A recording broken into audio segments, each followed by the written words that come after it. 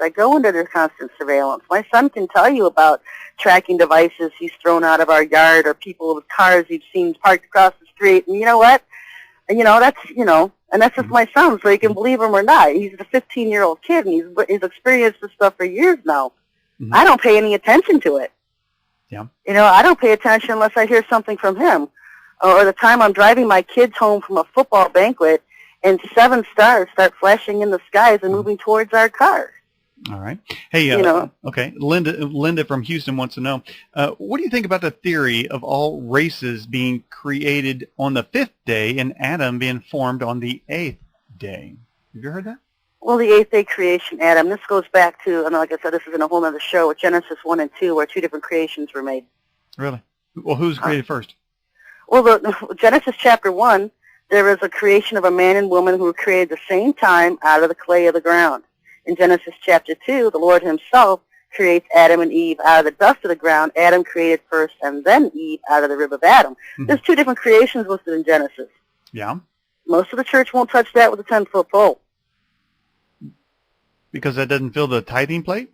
Because they can't explain it. Well, what happened? Who's the first creation? This is the same lie that the Annex are going to use when they come to earth as our creators. Because if you look at Genesis chapter 1, the term Elohim is used. That's a plural term for gods or rulers who created, who had a part in this creation.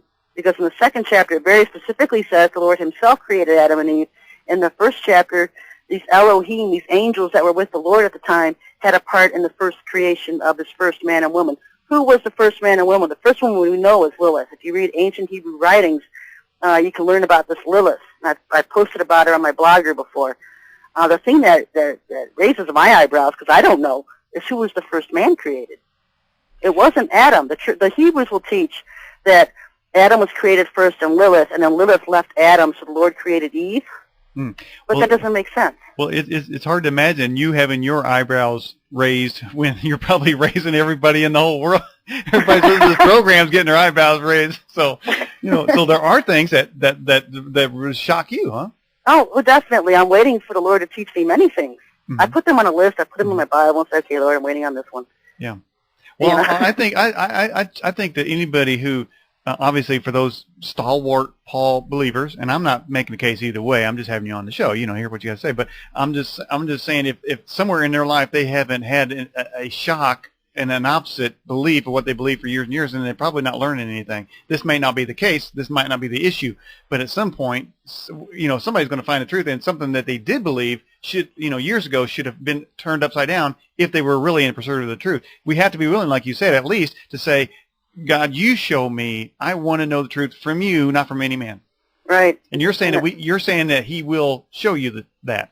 Yes, if you have the heart of a truth seeker, if you honestly seek him for the truth in all things, and you're willing to admit, hey, I believe this and it's wrong, and you're willing to be corrected in your beliefs, he will teach you the truth. Mm-hmm. He can't teach you if you already know everything, because then you start teaching him what the truth is. Whoa. You see the arrogance there? Oh, yeah.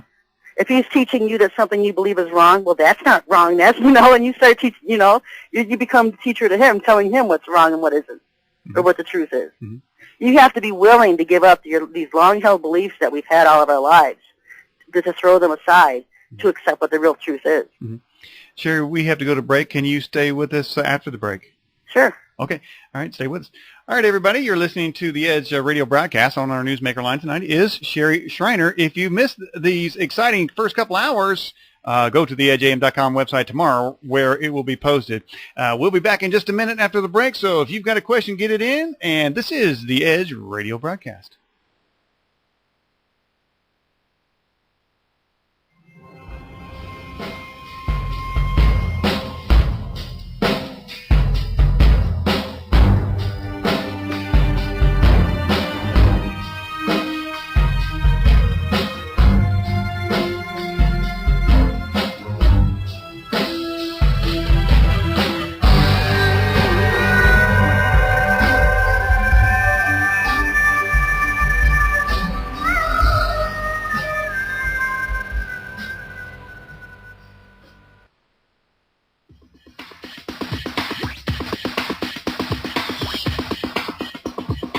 We'll be right back on the Edge radio program with your host, Daniel Ott.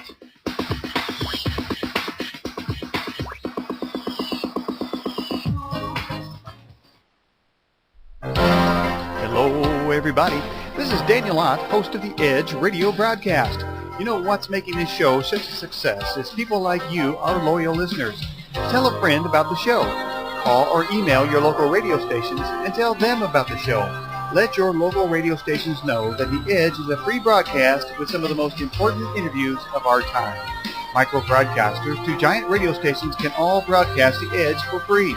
Tell them to upgrade their program lineup and get The Edge on the air in your area. I'm Daniel Ott, discovering the truth together on The Edge radio broadcast.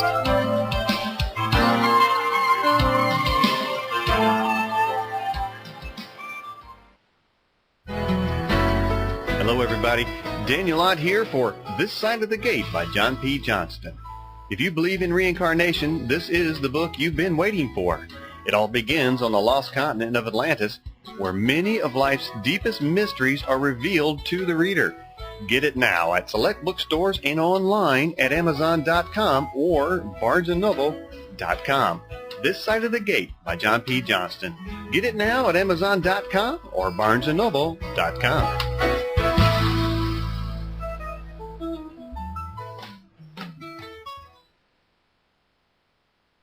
Up there in the vastness of space, in the void that is sky, up there is an enemy known as isolation.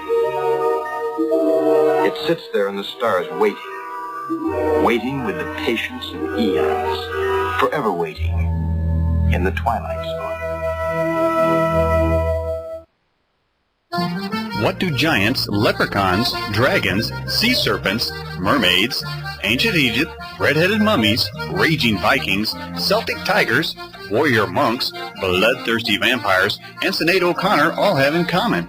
Find out in the Mysterious World's new book, Mysterious World, Ireland. Call 1-800-247-6553 or go to ireland.mysteriousworld.com. That's 1-800-247-6553 or ireland.mysteriousworld.com. Also available on Amazon.com, BarnesandNoble.com, or a bookstore near you.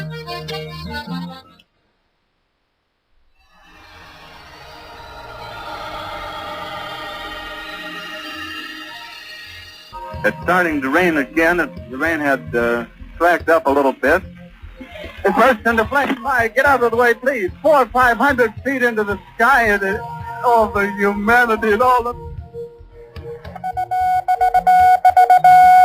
Headline edition, July 8, 1947. The Army Air Forces has announced that a flying disc has been found and is now in the possession of the Army. Has been inspected at Roswell, New Mexico, and sent to Wright Field, Ohio, for further inspection. Here is a bulletin from CBS News. In Dallas, Texas, 3 shots were fired at President Kennedy's motorcade in downtown Dallas. The first reports say that President Kennedy has been seriously wounded by this shooting. Houston, Tranquility Base here. The Eagle has landed. We interrupt this program to bring you a special bulletin from NBC News. Former Beatle John Lennon is dead. Lennon died in a hospital shortly after being shot outside his New York apartment tonight. 45 seconds after liftoff, a huge fireball in the sky. We have a report from the flight dynamics officer that the vehicle has exploded. Flight director confirms that. We are looking. We have some very sad news to bring you. We are just getting word that the French government has informed all of us that Princess Diana has died.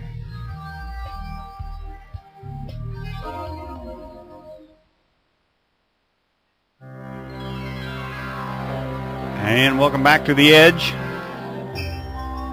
And if you're on one side of the edge or the other, join me on the razor sharp Edge broadcast, where we are able to peer on both sides of any issue. Some shows specialize in New World Order, some specialize in boring. Not so here on The Edge. We can tackle every topic and guess whatever they have to say. This is a forum where you may hear things you are bitterly opposed to, but if we all agreed, it wouldn't be much fun now, would it? by the way, I am not saying that I agree with anything or